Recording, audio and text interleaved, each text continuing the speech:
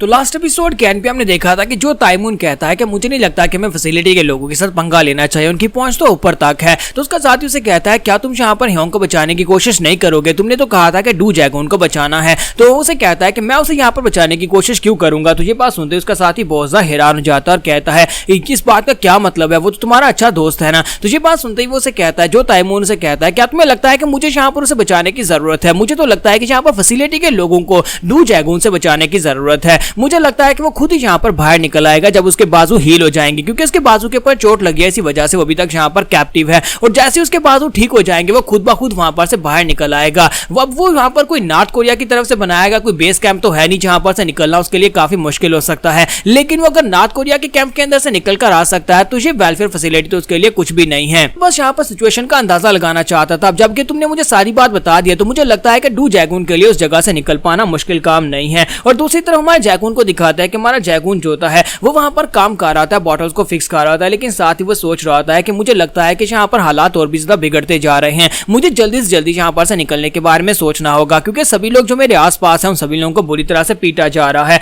वो गार्ड जो है पहले से ज्यादा उसकी हिम्मत बढ़ गई है, उसे पता है कि मैं यहाँ पर उसके खिलाफ कुछ नहीं कर सकता, इसी वजह से वो मेरे लोगों को बुरी तरह से पीट रहा है। स्पेशली ली सुंजो और साथ में मिस्टर प्रेसिडेंट को भी कल उसने बहुत ही बुरी तरह से पीटा था और इस बात से मुझे बहुत ज्यादा गुस्सा आ रहा है। मैं अपना सारे का सारा गुस्सा उतारना चाहता हूँ, मैं उस गार्ड को इतनी बुरी तरह से मारना चाहता हूं ताकि उस बंदे को भी याद आए कि वो इंसानों के साथ ये सब कुछ कर रहा है, जानवरों के साथ नहीं। साथ ही वो कहता है कि पता नहीं मेरे हाथों को यहाँ पर हील होने में और कितना टाइम लगने वाला है और मुझे यहाँ पर से निकलने में और कितना टाइम लगेगा। तो मिस्टर प्रेसिडेंट रोते वहां पर आते हैं और कहता है कि मेरे साथ यहाँ पर ऐसा क्यों होता है, ये लोग मुझे क्यों पीटते हैं, मैं यहाँ पर इस कंट्री का प्रेसिडेंट हूँ। जबकि ली सुंजू से कहता है कि बर्दाश्त करो, बहुत ही जल्दी हम लोग यहाँ पर से निकल जाएंगे। जैगून अपने हाथों की तरफ देख रहा होता है, कहता है कि पता नहीं मेरे हाथ कब हील होंगे और तब मैं तुम्हारी मदद कर पाऊंगा। तो मिस्टर प्रेसिडेंट कहता है कि मैं तुम्हारे लिए फिर से यहाँ पर हर्बल मेडिसिन लेकर आऊं, क्या मैं फिर से तुम्हारे लिए चूहे पकड़ कर लाऊं। तो ली सुंजू कहता है कि तुमने पिछली बार उन चूहों को खाया कैसे था और खाने के बाद उन जिंदा चूहों को तुमने पचाया कैसे था, क्योंकि वो भी कच्चे थे और तुमने उनको खा लिया। तो जैगून कहता है कि नहीं, मुझे लगता है कि मुझे यहाँ पर उनकी जरूरत नहीं है,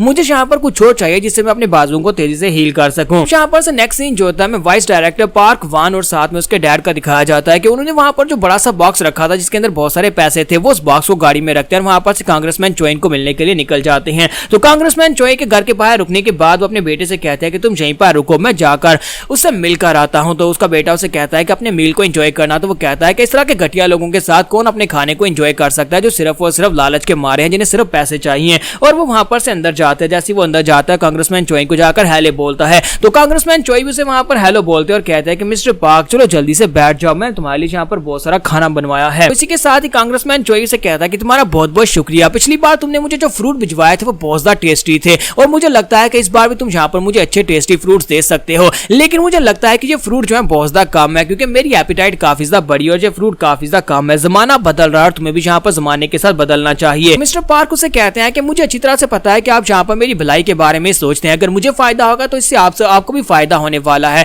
तो चोई उसे कहता है कि इसीलिए तो मैंने यहाँ पर तुम्हें बुलाया है, तुम्हारे लिए यहाँ पर एक प्रपोजल लेकर आया हूँ, मैं यहाँ पर तुम्हें इन्फॉर्मेशन देने वाला हूँ। या फिर तुम ऐसा कह सकते हो कि मैं यहाँ पर सिर्फ तुम्हें एक इशारा देने वाला हूँ, अब तुम्हारे पर डिपेंड करता है कि तुम इस इन्फॉर्मेशन को किस तरह से यूज करते हो। तो वो कहता है सर यहाँ पर खुलकर बताएं कि आप क्या कहना चाहते हैं। तो वो उसे कहते हैं कि तुम्हें नहीं लगता कि तुम यहाँ पर अपनी वेलफेयर सोसाइटी से ज्यादा कुछ नहीं कमा पा रहे, मुझे लगता है कि तुम्हें अपनी वेलफेयर सोसाइटी को बंद कर देना चाहिए। तो ये बात सुनते ही मास्टर पार्क कहता है कि इस बात का क्या मतलब है कि मैं अपनी वेलफेयर सोसाइटी को बंद कर दूं, तो उसके बाद मैं क्या करूंगा। तो वो उसे कहता है कि फिलहाल के लिए हम लोग यहाँ पर एक प्रोजेक्ट स्टार्ट करने वाले हैं जिसे BH प्रोजेक्ट कहते हैं। BH प्रोजेक्ट में हम लोग यहाँ पर तुम्हें बता दें ये कोई छोटा प्रोजेक्ट नहीं है, हम लोग यहाँ पर डाइसन के अंदर डाइसन सिटी के अंदर एक हाउसिंग सोसाइटी बनाने वाले हैं और ये हाउसिंग सोसाइटी कोई छोटी मोटी हाउसिंग सोसाइटी नहीं होने वाली, बल्कि गवर्नमेंट की तरफ से इसे अप्रूव किया गया और एक बहुत ही बड़ा प्रोजेक्ट होगा जिसमें हम लोग यहाँ पर डाइसन की तरह पूरा एक नया सिटी बसाने वाले हैं। और मैं तुम्हें यहाँ पर लोकेशन के बारे में बता सकता हूँ जहाँ पर से प्रोजेक्ट जो है वो स्टार्ट होने वाला है। अगर तुम वहां पर आसपास की जमीनों को पहले ही खरीद लेते हो, जब यहाँ पर वो सिटी बनेगा तो उसका दाम बहुत ज्यादा बढ़ जाएगा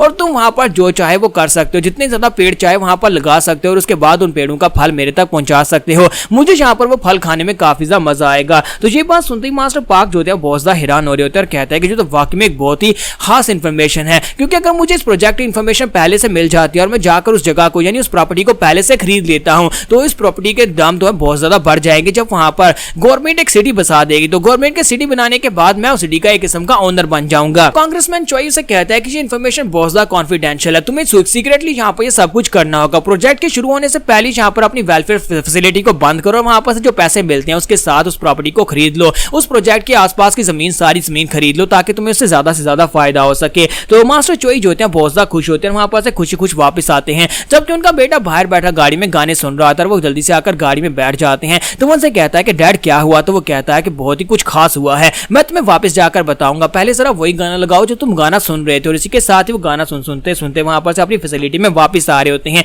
जबकि फादर वहां पर सोच रहा था कि बहुत ही जल्दी हमारे पास यहाँ पर पूरा एक सिटी होगा जिसके ऊपर हम लोग राज कर सकते हैं। ये फैसिलिटी एक बहुत ही छोटी सी फैसिलिटी है, लेकिन जब हम लोग यहाँ पर हाउसिंग सोसाइटी के अंदर घुसेंगे और वहां पर से हम लोग प्रॉपर्टी को खरीद कर वहां पर कुछ नया बनाएंगे तो फिर हम लोग यहाँ पर कितने लोगों को एक्सप्लॉइट कर सकते हैं और कितना पैसा कमा सकते हैं। और दूसरी तरफ हमें रूम के अंदर का सीन दिखाता है जहां पर हमारा जैगून अपने बाजू की तरफ देख रहा था और उसे महसूस हो रहा था कि उसके बाजू पहले से काफी ज्यादा बेहतर हो चुके हैं। तो जैगून कहता है कि मुझे लगता है कि यहाँ पर पूरा एक महीना होने वाला है जिसकी वजह से मुझे महसूस हो रहा है कि मेरे बाजू जो है वो तकरीबन यहाँ पर हील हो चुके हैं। तो क्या मैं यहाँ पर से निकलने की तैयारी करूँ, क्योंकि डॉक्टर ने कहा था कि एक महीने में मेरा बाजू जो है वो कंप्लीटली हील हो जाएगा। तो ली सुनजू उसके पास आता है और उसे कहता है कि सेकंड प्लाटून लीडर तुम्हें ढूंढ रहा है। तो जैगून कहता है कि अब उसे मुझसे क्या चाहिए होगा। और इसी के साथ ही हमारा जैगून जो होता है वहां पर से बाहर आता है, उनसे मिलने के लिए उसी रूम में जाता है जहां पर उन्होंने उसे नूडल दिए थे और फिर से वहां पर उसके लिए नूडल लेकर आते हैं और इस बार उसमें एग और साथ में वहां पर अनियंस भी होते हैं। तो जैगून उन नूडल्स को खाता और साथ ही उनसे कहता है कि तुम लोग यहाँ पर मेरे साथ शेयर नहीं करोगे। तो वो लोग कहते हैं कि हम लोग सिर्फ और सिर्फ एक ही पैकेट ले पाए, इसी वजह से हमारे पास ज्यादा नहीं है शेयर करने के लिए। तो जैगून कहता है चलो ठीक है। फिर साथ ही उनसे कहता है कि लेकिन ये मेहरबानी क्यों, तुम लोग यहाँ पर मुझे नूडल्स क्यों खिला रहे हो।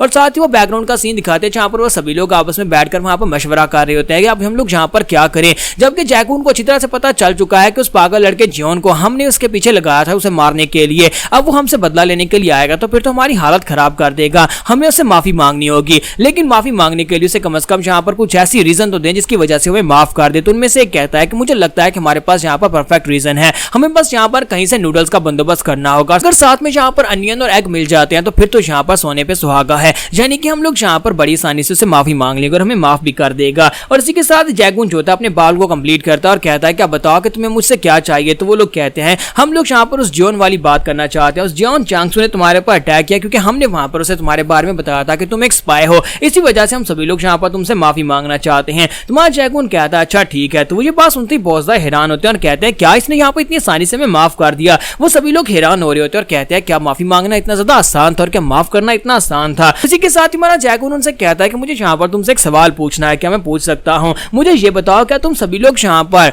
इस जगह से छोड़कर जाना नहीं चाहते, क्या तुम सभी लोग अपनी बाकी की सारी जिंदगी इसी जगह पर रहना चाहते हो? तो मुझे बात सुनने के बाद कहते हैं कि हम सभी लोग यहाँ पर से जाना चाहते हैं। तुम्हारा जैगून कहता है कि तुम लोग यहाँ पर इस जगह के ऊपर रहोगे तो तुम लोग सिर्फ और सिर्फ वही गंदा खाना खा पाओगे जो तुम्हें मिलता है और यहाँ पर हफ्ते में या महीने में एक बार तुम्हें स्नैक्स खाने को मिलते हैं। लेकिन अगर तुम लोग बाहर होगे तो तुम लोग अपनी मर्जी का खाना खा पाओगे, हो सकता है कि बाहर तुम्हारा कोई अपना हो जो तुम्हारा वेट कर रहा हो। उसकी बात सुनने के बाद सभी प्लाटून लीडर्स होते हैं वहां पर अपने अपने लोगों को याद करना शुरू कर देते हैं कि उनका यहाँ पर कोई ना कोई घर पर जरूर है जो उनका इंतजार कर रहा है। सभी लोग वहीं पर उदास हो जाते हैं जबकि हमारा जैगून उनकी तरफ देखता है और कहता है कि मुझे यहाँ पर सभी लोगों की शक्लें देखकर ऐसा महसूस हो रहा है जैसे कि यहाँ पर कुछ यतीम बच्चे मेरे सामने बैठे हों जिनको यहाँ पर मजबूरी में बांध कर रखा गया हो। साथ ही हमारा जैगून कहता है कि मुझे इन सभी लोगों से क्या ही मसला हो सकता है क्योंकि मैं बहुत ही जल्दी यहाँ पर से निकलने वाला हूँ, मैं जहाँ पर से चला जाऊंगा, मैं तो इस जगह के ऊपर बिल्कुल भी नहीं रहूंगा। तो यहाँ पर हमारी एपिसोड 28 का एंड करेंगे। नेक्स्ट एपिसोड में देखेंगे कि हमारा जैगून कब यहाँ पर इस जगह से बाहर निकल पाएगा क्योंकि उसके बाजू यहाँ पर तकरीबन हील हो चुके हैं।